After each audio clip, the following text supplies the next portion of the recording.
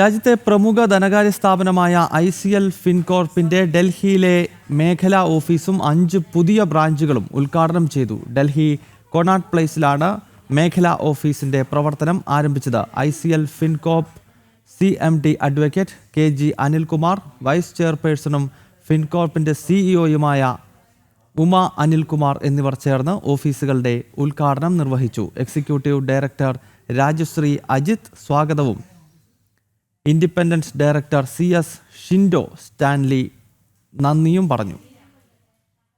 രോഹിണി മാളവിയ നഗർ, രാജേന്ദ്ര നഗർ എന്നിവിടങ്ങളിലാണ് മറ്റു ബ്രാഞ്ചുകൾ. 10 സംസ്ഥാനങ്ങളിലായി 300 ബ്രാഞ്ചുകളിൽ നിലവിൽ ICL ഫിൻകോർപ്പിന് ഉണ്ട്.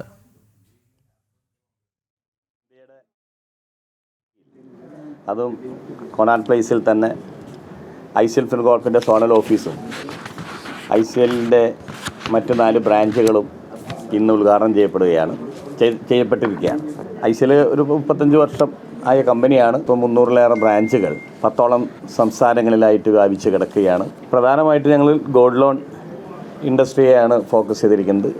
ഗോൾഡ് ലോണിൽ മാത്രമാണ് ഞങ്ങൾ ഇൻവെസ്റ്റ് ചെയ്തുകൊണ്ടിരിക്കുന്നത്. അതുകൊണ്ട് തന്നെ വളരെ സെക്യൂർഡാണ്